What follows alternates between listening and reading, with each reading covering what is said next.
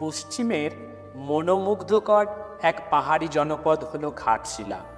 ঝাড়খণ্ড রাজ্যের ছোট্ট এই জনপদ ভ্রমণ পিপাসু পর্যটকদের কাছে এক আকর্ষণীয় স্থান।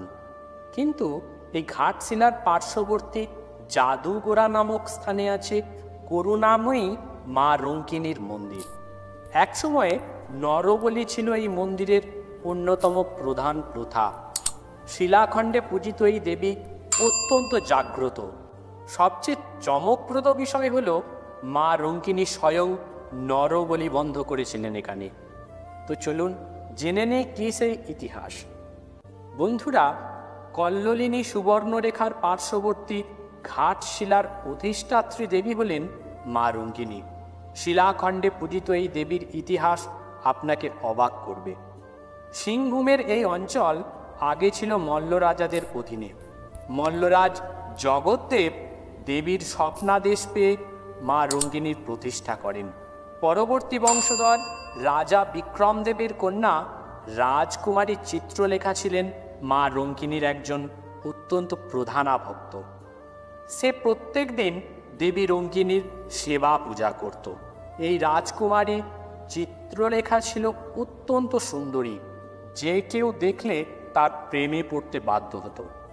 এই রাজকুমারী সোলাঙ্কের রাজকুমার ইন্দ্রকুমারের প্রেমে পড়ে।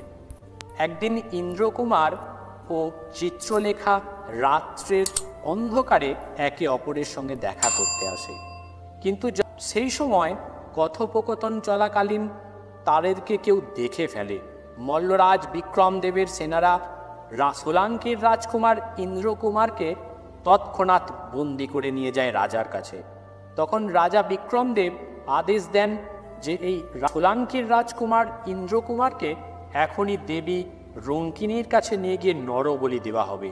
এতে করে বংশের কলঙ্কও ঘুচে যাবে আর দেবীও সন্তুষ্ট হবেন। তো এমন ভেবে রাজা আদেশ দিলেন যে ইন্দ্রকুমারকে নরবলির জন্য নিয়ে যাওয়া হোক। এদিকে চিত্রলেখা সব বিষয়ে জানতে পেরে অত্যন্ত ভয় পেয়ে গেল। সে তখন দেবীর কাছে করুণ স্বরে প্রার্থনা জানাতে লাগলো, হে দেবী, তুমি ইন্দ্রকুমারকে বাঁচাও, রক্ষা করো তাকে।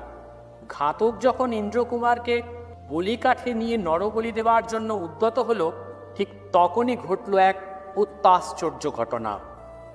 দেবী রঙ্কিনী, যিনি এতদিন নরবলি পেয়ে অভ্যস্ত, হঠাৎ চিত্রলেখার কাতর আবেদনে তার হাত থেকে খড়গ গিয়ে শোটান গিয়ে পড়ল সেই ঘাতকের গলায়।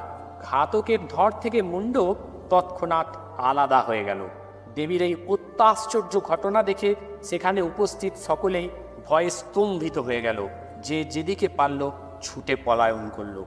এইভাবে দেবী রঙ্কিনী মা চিত্রলেখার আবদার রক্ষা করলেন এবং সেই থেকে এই মন্দিরের নরবলি প্রথা চিরতরে বন্ধ হয়ে গেল।